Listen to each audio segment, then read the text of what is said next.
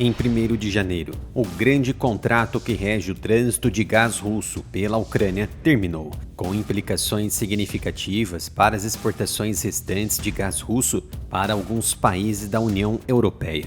Apesar da guerra na Ucrânia, o gás continuou fluindo por um gasoduto pelo país ucraniano e não houve nenhuma interrupção significativa nesses suprimentos de gás até então.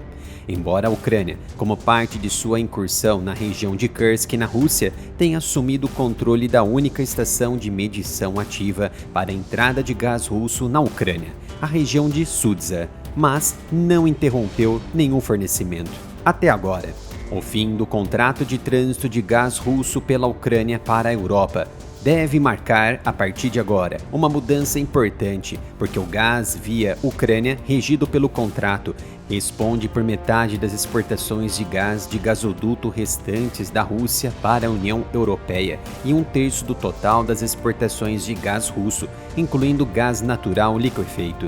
O impacto será sentido especialmente na Ucrânia, Hungria e Eslováquia, para as quais a rota de trânsito ucraniana atendeu a 65% da demanda de gás em 2023. No geral, a participação do trânsito ucraniano nas importações de gás da União Europeia caiu de 11% em 2021 para cerca de 5%. A União Europeia tem uma meta não vinculativa de interromper todas as importações de gás russo até 2027. Com o fim do contrato e o corte do gás da Ucrânia, poderia agora acelerar essa dissociação e também implicaria uma perda de 6,5 bilhões de dólares anualmente para a Rússia, a menos que ela possa redirecionar esses fluxos para outros gasodutos ou terminais de gás natural liquefeito, e isso é muito possível. Além do mais, a interrupção no trânsito de gás via Ucrânia é contestada pela própria Hungria, Eslováquia e parcialmente pela Áustria, por medo de perdas econômicas desproporcionais em tal cenário. Para evitar preços mais altos e interrupções no fornecimento de gás a partir de agora em 2025, esses 4 países querem manter alguns fluxos de gás via Ucrânia por rotas alternativas. Eles temem que a interrupção agora acabe com acesso privilegiado ao gás russo para sempre, potencialmente colocando-os em desvantagem competitiva em relação a outros países da União Europeia. Haja vista que o mercado econômico depende muito do gás, principalmente o setor industrial.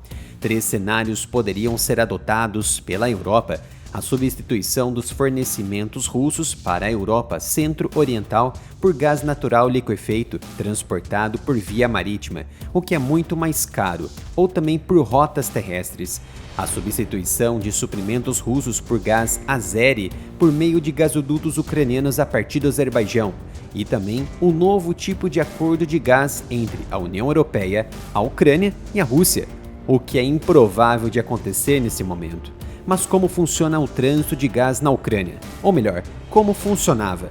O sistema de gasodutos da Ucrânia conecta Rússia, Polônia, Eslováquia, Hungria, Romênia e Moldávia, mas os fluxos de gás via Ucrânia, pelo chamado Sokharanovka, para a Polônia e a Romênia, pararam por causa do conflito. Então restava apenas o Sudza, exatamente na região de Kursk, onde as tropas ucranianas estão posicionadas. A Eslováquia era o principal ponto de entrada na União Europeia. Junto com a Eslováquia, Áustria, Hungria e Moldávia eram os principais receptores de fluxo de gás via Ucrânia pelo sistema de fornecimento de gás russo de Sudza. Sob o contrato de trânsito agora expirado, a Gazprom russa foi obrigada a pagar à Ucrânia pelo trânsito de 65 bilhões de metros cúbicos de gás em 2020, caindo para 40 bilhões por ano até 2024, independentemente da Gazprom realmente ter enviado a quantidade acordada. Na verdade, os fluxos de gás em 2024 foram de cerca de 44 milhões de metros cúbicos por dia, o equivalente a 16 bilhões por ano, significativamente abaixo do valor contratado de 40 bilhões de metros cúbicos por ano. As receitas de taxas de trânsito para a Ucrânia totalizaram 1,2 bilhão de dólares em 2022 e 0,8 bilhão em 2023, ou cerca de 0,5% do PIB da Ucrânia. Com o fim do fornecimento de gás, restam algumas alternativas mais caras para a Europa e outras mais distantes que podem sofrer manipulação da Rússia. Estou disponibilizando um cupom exclusivo de 10% de desconto em todos os produtos da loja oficial do canal, romapenca.com/aramilitar. Não perca essa oportunidade, use o cupom NATAL10 para ter 10% de desconto. Terminais de gás natural liquefeito na Polônia, Alemanha, Lituânia, Itália, Croácia e Grécia. Novas unidades flutuantes de regaseificação de armazenamento de gás na Alemanha e na Itália. E a potencial expansão da capacidade do gasoduto Turkish Stream, que atravessa o Mar Negro da Rússia até a Turquia, poderiam substituir todo esse volume perdido.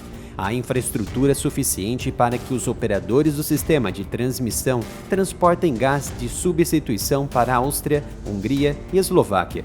Por exemplo, a República Tcheca alega ter capacidade de rede de gás suficiente para dar suporte a outros países e assim diminuir as potenciais interrupções e seus efeitos do fim do gás russo pela Ucrânia. Este cenário em que os volumes atualmente transitados são substituídos por importações de gás natural liquefeito de outros países pode ser a opção mais limpa para a União Europeia. No entanto, a pressão dos países que querem manter o trânsito de gás pela Ucrânia de alguma forma, potencialmente apoiada pela ameaça de que eles poderiam bloquear o apoio financeiro da União Europeia à Ucrânia, torna difícil alcançar tal solução. A Ucrânia poderia ainda substituir o gás russo em trânsito por gás azeri. Se isso acontecesse, acordos de troca seriam um mecanismo mais viável no curto prazo, devido a problemas de capacidade relacionados ao transporte de gás do Azerbaijão por gasoduto.